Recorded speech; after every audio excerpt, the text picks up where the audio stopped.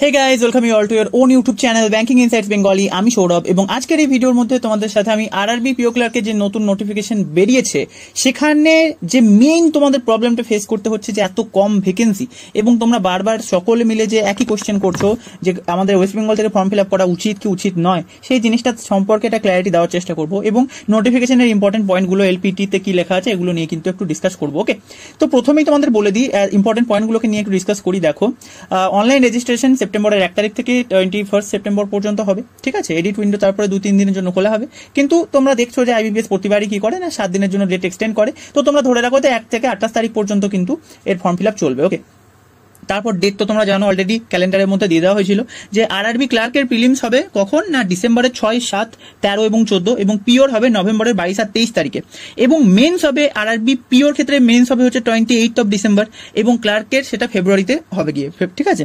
তো এগুলো হয়ে গেল তোমাদের ইম্পর্টেন্ট ডেটস। এরপর দেখো এখানে নিচেতে আমি এই যে ল্যাঙ্গুয়েজগুলো আছে ল্যাঙ্গুয়েজগুলোকে তোমার হাইলাইট করে রেখেছি। দেখো হিন্দি, ইংলিশ আর বেঙ্গলি এগুলো স্টেট ওয়াইজ আমি ল্যাঙ্গুয়েজ হাইলাইট করে রেখেছি। কেন রেখেছি সেটা নিয়ে তোমরা এই যে তোমরা বাইরের স্টেট থেকে ফর্ম ফিল আপ করার কথা যেগুলো বলছো সেগুলো নিয়ে যখন আলোচনা করব তখন এটাকে আরেকটু সুন্দরভাবে বোঝানোর চেষ্টা করব। দেখো এখানে যদি আরআরবি ক্লার্কের কথা বলি তাহলে 2/9/97 থেকে 1/9/2007 এই দুটো ডেটের মধ্যে যাদের ডেট অফ বার্থ তারা আরআরবি ক্লার্কের জন্য এলিজিবল এবং পিওর জন্য 2/9/1995 থেকে 1/9/2007 পর্যন্ত এই দুটো ডেটের মধ্যে যারা অ্যাকচুয়াল ডেট অফ বার্থ ফল করে বা এই দুটো ডেটকেও তোমরা ইনক্লুড করতে পারো কারণ বোথ ডেটটার ইনক্লুসিভ এখানে বলাই আছে। তো এক্ষেত্রে কিন্তু তোমরা পিওর জন্য এলিজিবল এবং যারা অফিসারে দেখো স্কেল 2 স্কেল 3 জন্য যারা আসো যদি কেউ এলিজিবল হও তাহলে তাদের জন্য ক্রাইটেরিয়া আছে, দেখে নিও, ঠিক আছে। এজ রিল্যাক্সেশন তোমরা তোমাদের ক্যাটাগরি অনুযায়ী দেখে নিও। শুধুমাত্র ইম্পর্টেন্ট পয়েন্টগুলো নিয়ে 5 মিনিট একটু স্পিডে বলে দেবো কারণ বহুজন এমন আছো যারা এখনো পর্যন্ত নোটিফিকেশনটাই ভালো করে দেখোনি, ঠিক আছে। তারপর আমরা পিও এবং ক্লার্ক দুটোকে নিয়ে বলবো যে কোনটার ক্ষেত্রে বাইরে থেকে ফর্ম ফিল আপ করা উচিত বা উচিত নয়, থাকলে কি কি কনসিকুয়েন্সেস তোমাদের ফেস করতে হতে পারে এসব।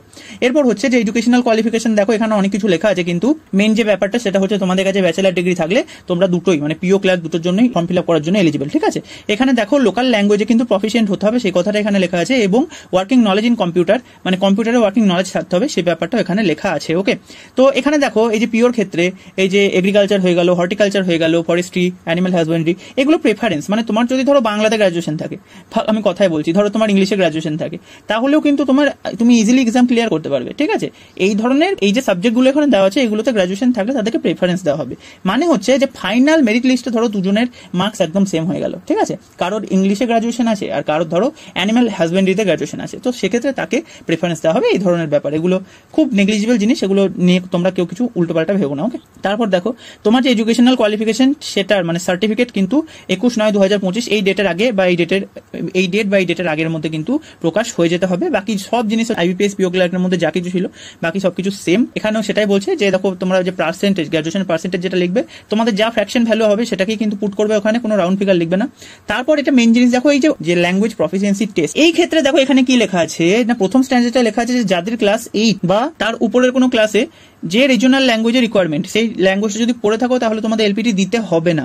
কিন্তু যদি তোমরা উপরের এই রিকোয়ারমেন্টটাকে ফুলফিল করতে না পারো, অর্থাৎ যে ক্লাস 8 বা তার উপরে কোনো ক্লাসে তোমরা যদি সেই পার্টিকুলার সাবজেক্টটাকে না পড়ে থাকো তাহলে কি করা হবে না তোমাদের 6 মাস টাইম দেওয়া হবে সেই সাবজেক্টটাকে শিখে নেওয়ার জন্য এবং ব্যাংক চাইলে সেইটাকে কিন্তু আরো কিছুদিন এক্সটেন্ড করতে পারে, কিন্তু সেই টাইম পিরিয়ডটা কিন্তু তোমার প্রবেশন পিরিয়ডের মধ্যেই কমপ্লিট হয়ে যাবে, ঠিক আছে। তার মানে দেখো এখানে কিন্তু এসবিআই এর মতো এলপিটির কোনো একদম স্ট্রাকচার্ড এক্সামের কিছু বলেনি, কোনো মানে ধরা বাঁধা কিছু লেখা নেই কিন্তু এখানে এলপিটির ক্ষেত্রে। এখানে ওরা পরিষ্কার বলেছে ক্লাস 8 বা তার উপরে কোনো ক্লাসে যদি তোমরা ওই পার্টিকুলার ল্যাঙ্গুয়েজ মানে ধরো তুমি রাজস্থান থেকে ফর্ম ফিল আপ করেছো সেখানে ধরো হিন্দি আছে, ঠিক আছে।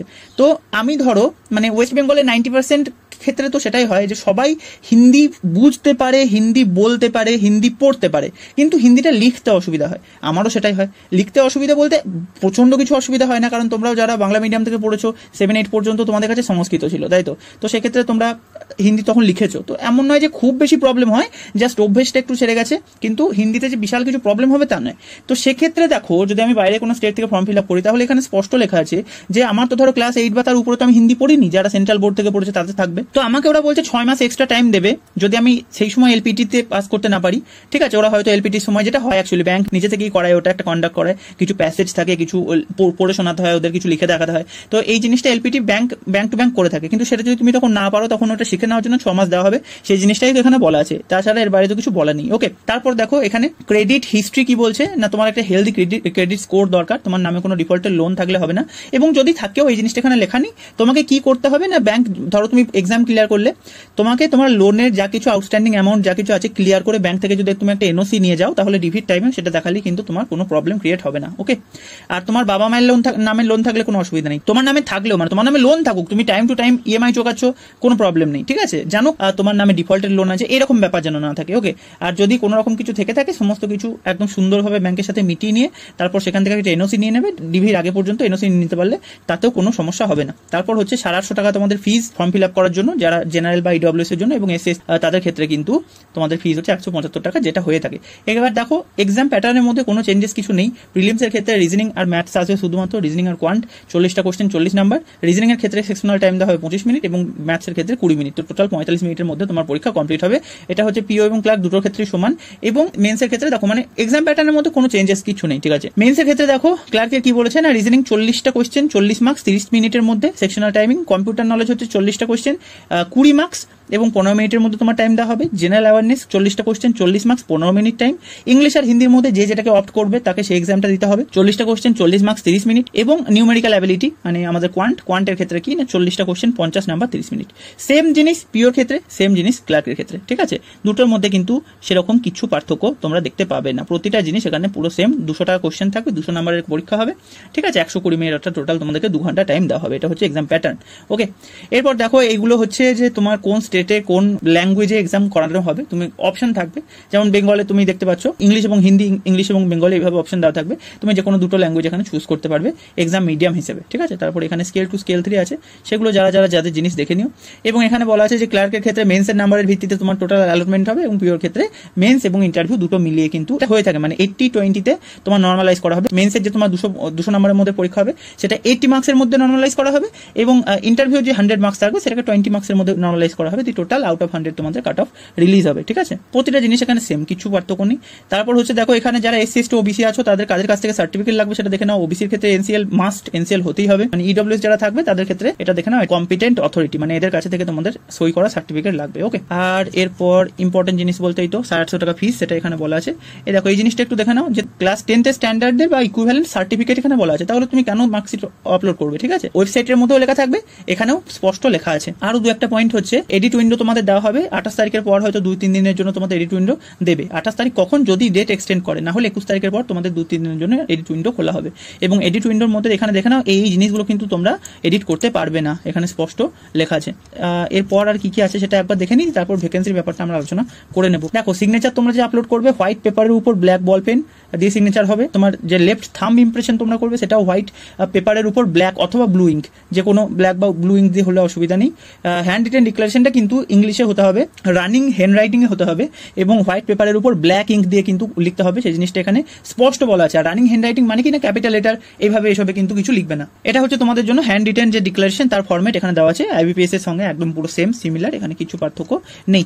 এরপর শুধুমাত্র তোমরা আর ওবিসির ক্ষেত্রে দেখো নন ক্রিমিলিয়ার হতে হবে, এবং সেটা 1/4/2025 এর পর ইস্যু হতে হবে।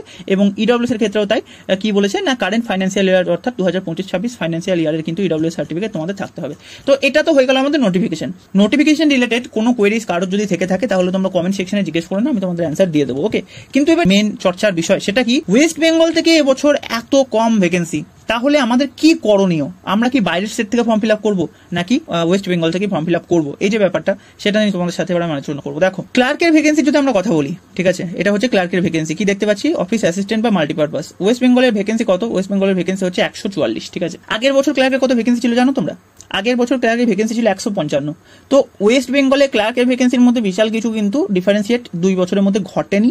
Almost similar number of vacancy তোমরা ক্লার্কের ক্ষেত্রে দেখতে পাচ্ছ। ক্লার্কের ক্ষেত্রে তোমরা অন্য স্টেট থেকে ফর্ম ফিল আপ করার কথা চিন্তা করো না, কারণ অন্য স্টেট থেকে দেখো, অন্য স্টেট থেকে ফর্ম ফিল আপ করার কথা যখনই তোমরা ভাববে তখনই তোমাদের 2-3টে জিনিস মাথায় রাখতে হবে। ফার্স্ট অফ অল, যে আইবিপিএস এর যতগুলো কোর এক্সাম আছে, ঠিক আছে, কোর এক্সামের কথা বলছি, আইবিপিএস পিও ক্লার্ক এবং তোমার আরআরবি পিও ক্লার্ক, ঠিক আছে।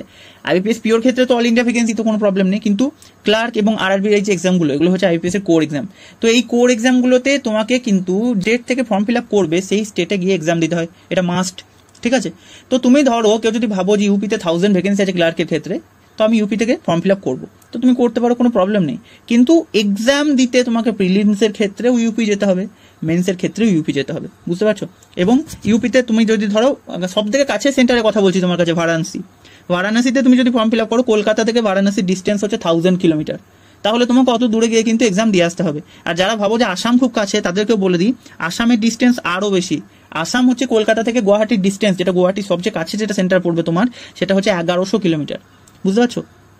তো এই জিনিসগুলো যেন মাথায় থাকে। আরআরবি এক্সামের ক্ষেত্রে তুমি যদি অন্য স্টেট থেকে ফর্ম ফিল আপ করো, তোমাকে লাইফ টাইমের জন্য সেই স্টেটে থাকতে হবে, কোনো রকমের বেরিয়ে আসার কোনো চান্স নেই। তুমি যদি অন্য কোনো এক্সাম দিয়ে ওই জব ভ্যাকেন্সি থেকে বেরিয়ে নিজের স্টেটে আসতে না পারো, তাহলে লাইফ টাইম তোমাকে সেই স্টেটেই কাটাতে হবে, কোনো রকমের ট্রান্সফার হবে না। কারণ এটা রুরাল ব্যাংকের ক্ষেত্রে তুমি সেই স্টেটে অ্যাপ্লাই করছো। ক্লার্কের ক্ষেত্রে তোমরা করো না, ক্লার্কের ক্ষেত্রে আমি সাজেস্ট করি না, আমি কোনো সময় মানে কোনো ক্ষেত্রেই আমি সাজেস্ট করি না যদি তুমি বাইরে থেকে ফর্ম ফিল আপ করো, ঠিক আছে? কারণ প্রচুর প্রবলেম সেখানে ফেস করতে হবে। তো ক্লার্কের ক্ষেত্রে তো করবেই না, কিন্তু পিওর ক্ষেত্রে যদি পিওর কথা বলি, তাহলে পিওতে মাত্র জেনারেলের 20টা ভ্যাকেন্সি, ঠিক আছে? ওভারঅল টোটাল 50টা ভ্যাকেন্সি। তো পিওর ক্ষেত্রে দেখো, কারোর যদি এরকম সিচুয়েশন হয় যে একটা জব লাগবেই, তুমি আমাকে কোথায় যেখানে আন্দামান পাঠিয়ে দাও, আমি সেখানে গিয়ে জব করতে রাজি আছি, যদি সেই ধরনের মেন্টালিটি হয়ে থাকে, যদি ডাই হার্ড হয়ে থাকো যে এই সময় একটা জব লাগবেই, আমার কিছু করার নেই, আমি চোখে কিছু দেখতে পাচ্ছি না, 3-4 বছর ধরে খাটছি, একটাও আমার জব হচ্ছে না, এরকম টাইপের যদি ব্যাপার থাকে, কি ধরো তুমি কোনো কারেন্ট একটা জবে আছো, এনিহাও তুমি সেখান থেকে বেরিয়ে আসতে চাইছো, মানে ডাই হার্ড সিচুয়েশন, ঠিক আছে? সেই রকম যদি হয়, একমাত্র তখনই কিন্তু তোমরা বাইরের স্টেটে ফর্ম ফিল আপ করো, ঠিক আছে? অনেকে বলছে যে বাইরের স্টেট থেকে ফর্ম ফিল আপ করলে ইন্টারভিউতে তাকে ফেল করে দেওয়া হয়, সেসব অনেক পরের কথা, ঠিক আছে? সেরকম যে হবেই তারও কোনো ব্যাপার নেই। আমি জানি না যে তারা কিসের ভিত্তিতে কথাগুলো বলছে, কিন্তু হলে হয়তো খুব রেয়ারলি হয়, ঠিক আছে? কিন্তু সেগুলো তো অনেক পরের কথা। ওয়েস্ট বেঙ্গল থেকে ফর্ম ফিল আপ করলে তোমার যদি মডারেট লেভেলের প্রিপারেশন থাকে, তুমি তো মেন্সই ক্লিয়ার করতে পারবে না, এরকম তো সিচুয়েশন হয়ে আছে। কারণ দেখো না, 10 টাইমস যদি মেন্সের পর নেয়, তাহলে 500 জন প্রিলিমস ক্লিয়ার করে মেন্সে পৌঁছবে, ঠিক আছে? তারপর আবার ইন্টারভিউর জন্য যদি যতটা নেবে, 300 জন কি 250 জন হয়তো ইন্টারভিউর জন্য থাকবে, তো সেটা তো মানে চারটিখানি ব্যাপার নয়, তাই না? তো এটাই হচ্ছে মেন প্রবলেম পিওর ক্ষেত্রে, যেটা তোমাদেরকে এখন ফেস করতে হচ্ছে। মানে আমি নিজেই বুঝতে পারছি না যে এখন অ্যাকচুয়ালি আমার ওয়েস্ট বেঙ্গল থেকে ফর্ম ফিল আপ করবো নাকি বাইরে থেকে করবো। এবং দেখো, যারা মোটামুটি মডারেট লেভেলে আছো, বিশেষ করে যারা মেয়ে অ্যাসপাইরেন্ট, ঠিক আছে, তাদের বলি, তোমরা এত দূর দূরান্তে কি করে যাবে? তোমাকে আমি কিছু উদাহরণ দিই। তুমি যদি রাজস্থান থেকে ফর্ম ফিল আপ করো, অনেকে ভাবছো যে রাজস্থানে প্রচুর ভ্যাকেন্সি আছে, চলো রাজস্থান থেকে ফর্ম ফিল আপ করি। ওয়েস্ট বেঙ্গল থেকে রাজস্থানের ডিস্টেন্স অলমোস্ট 2000 কিলোমিটারের কাছাকাছি, ঠিক আছে? তারপর আসামের ডিস্টেন্স তো তোমাদেরকে বললাম, আসামকে দেখতে মনে হয় কাছে, কিন্তু একদম দার্জিলিং, কোচবিহার ওই পোর্শন থেকে ঘুরে যেতে হবে আমাদের, শিলিগুড়ি, চিকেন স্নেক, একদম এই পোর্শনটা দিয়ে যদি বাংলাদেশ দিয়ে সোজা রাস্তা থাকতো তাহলে হয়তো একটু কাছে হতো, কিন্তু কোথায় কোথায় ঘুরে ঘুরে যেতে হচ্ছে, বুঝতে পারছো? তো সেই কারণে গুয়াহাটির ডিস্টেন্স 1100 কিলোমিটারের কাছাকাছি, ইউপি 1000 কিলোমিটার, শুধুমাত্র বিহারটা একটু কাছে পড়ে, বিহারটা তোমার, বিহার আর ঝাড়খণ্ড এই দুটো কাছে পড়ে, কিন্তু ঝাড়খণ্ডেও তো ভ্যাকেন্সি খুবই কম, ঠিক আছে? ভ্যাকেন্সি ঝাড়খণ্ডই বা কোথায় দিয়েছে বেশি? এখানে টোটাল ঝাড়খণ্ডে ভ্যাকেন্সি আছে, ওখানেও 50টা ভ্যাকেন্সি, তাহলে লাভ কি আছে? ঝাড়খণ্ড থেকে ভরে লাভ নেই। বিহার থেকে কিছু ভ্যাকেন্সি হয়তো এক্সট্রা আছে, বিহারের ভ্যাকেন্সি টোটাল হচ্ছে আমাদের 192, তো সেক্ষেত্রে বিহার থেকে তোমরা চাইলে ভরতে পারো, কিন্তু ওই যে মাথায় রাখতে হবে যে লাইফ টাইম তোমাকে বিহারে কাটাতে হবে, ওকে? তো এইটা হচ্ছে আরআরবির ব্যাপার। তো এইবার দেখো, রাজস্থান, বিহার, ইউপি এগুলোতে সব হিন্দি আছে, ঠিক আছে? ওয়েস্ট বেঙ্গল, ত্রিপুরা, আসাম এগুলোতে সব বাংলা আছে। তো যারা একদম ডাই হার্ড, আমি আবার বলছি, আমি কখনো রেকমেন্ড করি না তোমরা বাইরে গিয়ে ফর্ম ফিল আপ করো, বাইরের কোনো স্টেট থেকে ফর্ম ফিল আপ করো, না হলে পাগল হয়ে যাবে। মানে এখন হয়তো মনে হচ্ছে যে একটা জব পেয়ে গেলে বেঁচে যাবো, কিন্তু পরবর্তীকালে যে এত রকমের ক্রিটিক্যাল সিচুয়েশন তোমাদেরকে ফেস করতে হতে পারে, সেগুলো তো যারা জানো বা এই কনসিকুয়েন্স বুঝে ফর্ম ফিল আপ করো, কিন্তু যদি করতে হয়, ঠিক আছে? তো এটাই হচ্ছে মেন ব্যাপার, সেখানকার কালচার, বাড়ি থেকে দূরে থাকতে পারবে কিনা, ঠিক আছে? এইবার হচ্ছে আরেকটা বিষয় নিয়ে তোমাদের সাথে আমি কথা বলি, যে যারা রেলের ফর্ম ফিল আপ করে, এই বছর যারা এসএসসির ফর্ম ফিল আপ করেছে, ঠিক আছে, এই যে তোমার সিলেকশন ফেজের যে এক্সামটা, ওয়েস্ট বেঙ্গলের ছেলেকে লিটারালি আন্দামানে তাদের এক্সাম সেন্টার পড়েছিল। রেলের ক্ষেত্রে তো এটা হতেই থাকে, কাউকে কখনো রাঁচি যেতে হয় পরীক্ষা দিতে, কখনো ভুবনেশ্বর যেতে হয়, কখনো গুয়াহাটি যেতে হয়। তো অন্যান্য যে রিক্রুটমেন্ট বোর্ডগুলো আছে তারা এটা করে থাকে, ব্যাংক একটু সফিস্টিকেটেড, সে কারণে ব্যাংক এরকম কিছু করে না। কিন্তু তার মানে এই নয় যে অ্যাকচুয়ালি ক্যান্ডিডেটটা পরীক্ষা দেওয়ার জন্য দূর দূরান্তে যাচ্ছে না, যাচ্ছে। তো কেউ যদি এরকম ভেবে থাকো যে আমার খুবই দরকার, জবের প্রচন্ডই দরকার, স্যালারিও ভালো, খাটনি অন্যান্য আইবিএস পিওর থেকে খাটনিটা তুলনামূলকভাবে একটু কম, তো সেরকম যদি ভেবে থাকো তাহলে করে দিও।